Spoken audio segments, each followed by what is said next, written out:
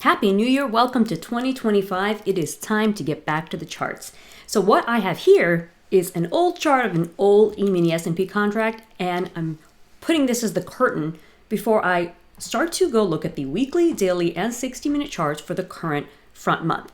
So it is January 1st in the evening, and I'm getting ready to get back to trading and analysis. Here is the publication schedule for the S&P Edge Pro, where I provide this research, and you can see, as agreed upon with my students, we all took a holiday break. It was wonderfully refreshing for me. I spent time with family. I had a lot of herkle-jerkle. That's a phrase for kind of sit around in your pajamas and lounge about. It was wonderful. And I'm refreshed and ready. So here we go. I thought I would record this process so that you can see what it's like when a pro goes back to the markets after an extended break, whether it's the holiday season or vacation. So if you're new here, I'm Hema Reddy. I use price, time, and momentum to boost my trading and that of our tribes. And I invite you to subscribe to my channel if you haven't already. Give this video a like, and let's dive in. So the first thing we do is go to a chart of the E-mini S&P 500 Futures March 2025 contract here. Weekly chart. Okay, I haven't looked at this in over a week. Here we go. Interesting. So I say interesting because the first thing I noticed right away is that the past 2 weeks, so the current week that's still unfolding and the week that held Christmas, both remained within the week ending Friday, December 20th. So not surprising that around the holidays, activity can kind of be a little more range bound, but that doesn't mean that there wasn't directional moves to take advantage of. Now, another interesting thing is, as you can see here, I have this 5921 support labeled. And even though this week's action has broken below last week's low at 5965, it has yet to close below that level. It also didn't close below it in the week ending December 20th. So 5921 is still, coming in and showing a little bit of a support area potential. All right, now before I move to the daily chart, one more thing I want to draw here is a potential trend line resistance that I see. So if I simply take the high of the week ending December 20th and then the following week high, you can see that the current range is beneath that resistance. Now I'm going to quickly mentally note the price levels in case I'm going to draw this on the daily chart. 6163.75, 6107.5. All right, so now that I've got those levels in, I'm going to open up on a side screen my actual document that I use to prepare my E-mini S&P 500 futures reports. This is the market I've been studying, trading, analyzing for 25 years now. I can say that since it's January 1st. Wow, 25 plus years. And I share my research on it multiple times a week in the skinny on the mini. So I'm going to pull that up, jot those levels, and then keep going in the daily chart. Okay, here we go to the daily chart. Again, my first glance. Ooh, fascinating. So, the last report I wrote was for Monday, December 23rd. That's this candle right here, this inside candle that has a green range. And then the market rallied. Then the day after Christmas put in a high and has fallen back lower. But again, all this basically staying within this range from about 6,100 to about 5,900. I have some candlesticks analysis that was helpful along the way, but it's now moot, meaning not applicable anymore. So I'm just going to delete it from my chart. And the biggest thing I see here is that this past consolidation between the December 6th and December 10th lows, look at how if you had had the trend lines drawn on that, that would have helped you be prepared for this short-term high on December 26th because it provided resistance above. Also, look at it. You can leave it for a week and come back. The beautiful RSI power zones came and recovered, but were not able to get into the bear resistance power zone, showing that the weakness of the market was kind of here to stay, and we got the next move lower that's unfolding. So with all of that in mind, on the daily chart, what other information do we have? Well, I'm going to have quite a few more daily high and low levels to annotate. The high from December 26th and the subsequent levels. And remember, I had drawn a trend line on the weekly chart. I want to recreate that here.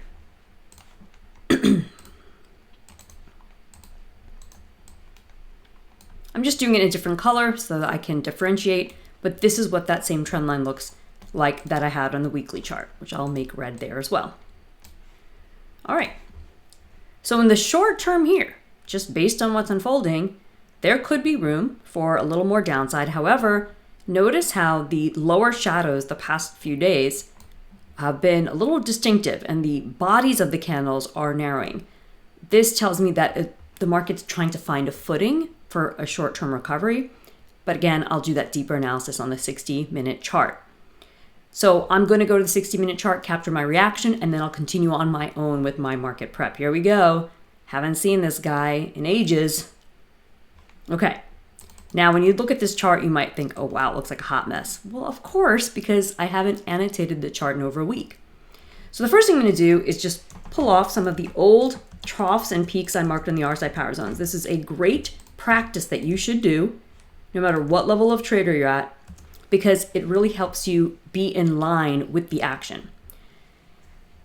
Now, I'm going to move this line here to the December 23rd last publication date. So it was on Monday, December 23rd at 8:14 a.m., which means I'll mark the 8 a.m. bar right here, okay? That's the last time I wrote this report. Check out how since then, irregardless of what I put in the research, just follow the RSI power zones and we'll look at some basic forecasting. There was a continued push lower, but the RSI held the bull support power zone. Then there was a surge higher. We had a beautiful Gann candlesticks pattern at noon, December 23rd.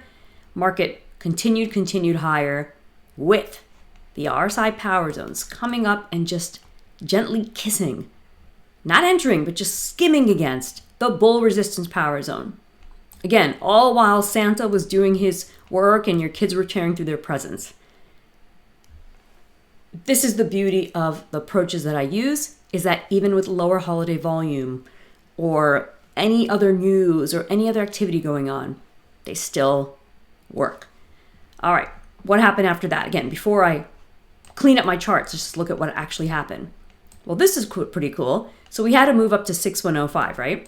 Then we had another move up to 6107.5. So there was a disconnect between price and momentum here. That's a classic signal that I teach in the 4 Zones RSI coverage system. It all starts with my winning RSI playbook and bull bear strategy, or you can skip right ahead to the 4 Zones RSI coverage system. This setup would have had you prepared for the weakness that unfolded and got you out of the way, protecting any longs if you were trading at this time. Then look at what happened. Fell down, got really oversold, and did it again. Another disconnect between price and momentum. That was a defensive play, so that if you had been short along the way here, seeing this, which could have been identified as early as 11 a.m. on Monday, December 30th, would have allowed you to perhaps lower stop on protective position. And then here we are, having put in yet another move lower with another disconnect between price and momentum. So this is all feeding into what I said from the daily chart, which is that it looks like the market wants to find a footing here. So without doing my further analysis, just based off the initial here, if you are returning to trading January 2nd, returning to market analysis January 2nd like I am, I would be careful of taking any short positions at this time based off of the initial view of this chart. Now, before I leave you, let's look at the VIX. VIX daily chart. Here's all the stuff that happened between Christmas Eve, or Christmas Eve, the December 23rd, and then the days after. So we had weakness into Christmas Eve. We've been recovering. But again, look at the upper shadows here. These are longer and the bodies are small. So we're in a position where it looks like the VIX wants to push down, which would pair with the futures wanting to recover higher. So that's what I've got for you here. I'm going to save the rest for my actual report that I'm going to publish for the S&P Edge Pro. So if you're interested in my S&P research, that's the E-mini S&P multiple times a week, the SPY ETF on the weekends, then be sure to check out the S&P Edge Pro. If you have any questions about any of our products and services, you can go to my website, himareddy.com, or email my team at support@himareddy.com. So again, wish you a happy new year and a great start to 2025. If you haven't already, be sure to hit subscribe, give this video a like if you found value from it, and drop a comment down below to share your insights on what I discovered on this chart or anything else you'd like to see me share here in YouTube 2025. And I'll catch you soon.